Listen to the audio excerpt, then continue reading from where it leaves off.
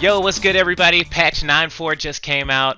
They just updated the new Conqueror rune, and to me it looks really good. So it looks like they took the old Fervor of Battle, combined it with the new Conqueror, and added a heal. It looks super strong. I'm excited to test some stuff out.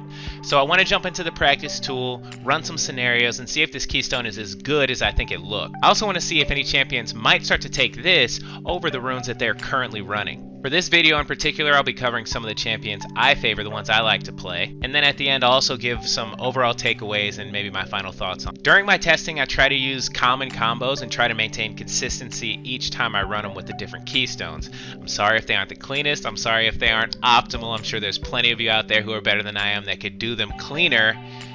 Bear with me. Alright, so with all that said, let's go ahead and get into it.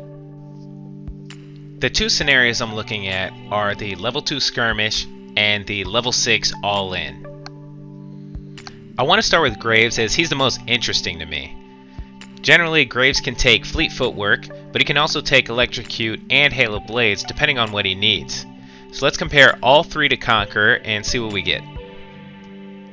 First, let's take a look at a short trade at level 2.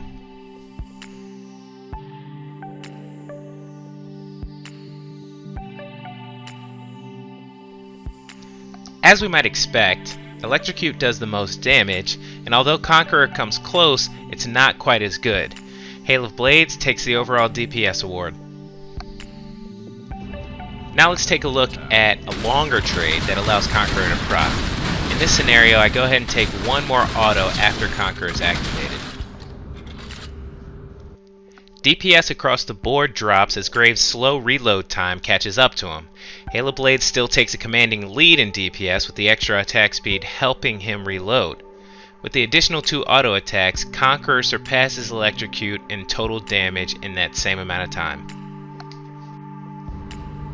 Now let's take a look at a level 6 all-in with Challenging Smite and a completed Warrior enchantment.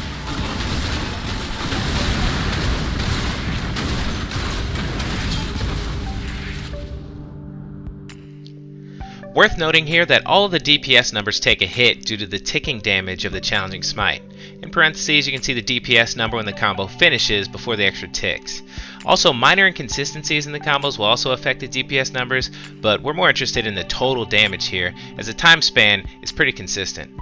No surprise again as the longer trade favors Conqueror. To be fair to Fleet Footwork, we have to consider the healing and move speed benefits and compare them to Conqueror's healing and damage. For these trades, we prioritize proccing Fleet Footwork twice and compare to Conqueror's damage and healing during that time period.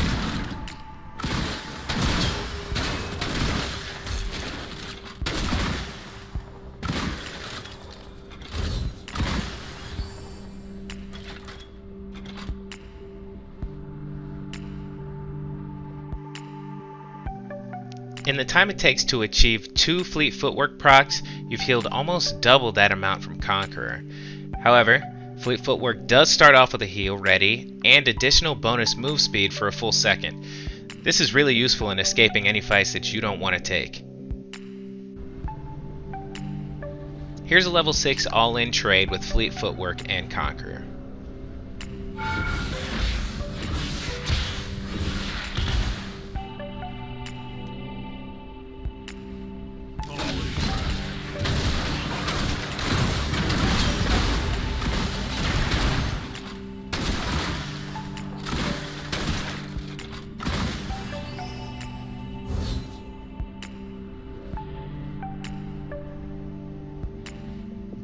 You may have noticed that our total healing of 153 is more than the total true damage dealt from Conqueror of 146.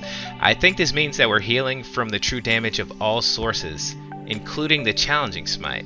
So while Conqueror is active, you heal from all sources of true damage, not just Conqueror's. It's probably not intended, but a cool note. Graves has 3 common playstyles: ADC, Bruiser, and Assassin. ADC tends to be on the squishy end with an IE somewhere in the build. An ADC playstyle might favor Fleet Footwork over Conqueror for the added safety that comes with the movement speed. Bruiser builds have more safety with the Phantom Dancer, Black Cleaver, Maw, etc., and may not need the extra safety, and instead go for the added healing and damage of Conqueror. This is the way I'm leaning. Assassin Graves will build lethality and look to take out an opponent quickly with burst damage. If the game is mostly squishy targets, I would lean Electrocute over Conqueror, but Conqueror will serve better in longer team fights. Hail of Blaze DPS is quite high, so if you have the items and gold to do it, bursting enemies could be faster using Hail of Blades than Electrocute. Next up is Jarvan IV. J4 is a bruiser assassin who wants to deal a lot of upfront damage to seal his kills. His trading and ganking patterns lean itself to Electrocute, but the bruiser in him could make use of Conqueror. Let's start again with the short level 2 trade.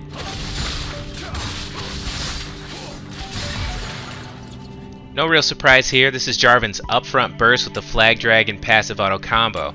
Conqueror gets 3 stacks but never fully procs, so Electrocute takes the win. Let's go ahead and proc Conqueror with a longer level 2 trade.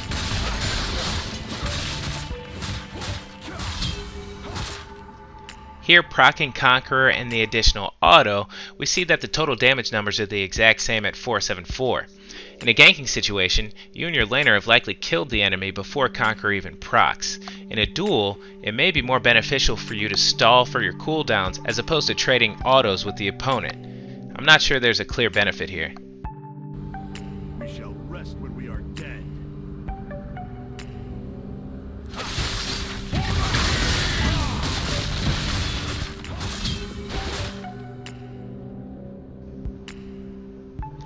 In the level 6 all-in, Electrocute takes the lead again. The fact that J4 wants to take short trades means that Conqueror takes too long to proc and hurts his use of the Keystone. J4 as an assassin will most certainly prefer to take Electrocute over Conqueror, as his combo is massive and takes little time to pull off.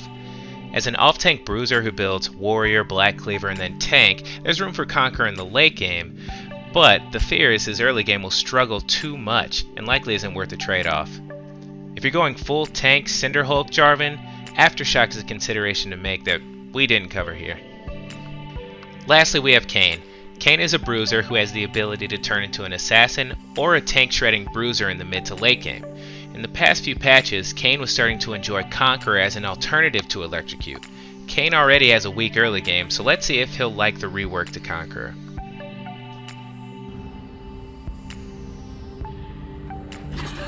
In the short level 2 skirmish, Kayn gathers a few stacks of Conqueror, but in the end Electrocute's damage wins out.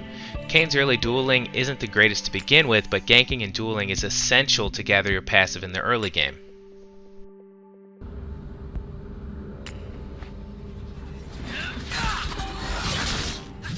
Similarly to J4, Kayn relies more on his spells for damage than his autos, which means he can't stack Conqueror as quickly as someone like Graves.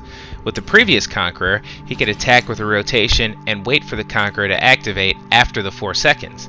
The lack of CDR in the early game means Electrocute still wins out here, even though the damage numbers are the same.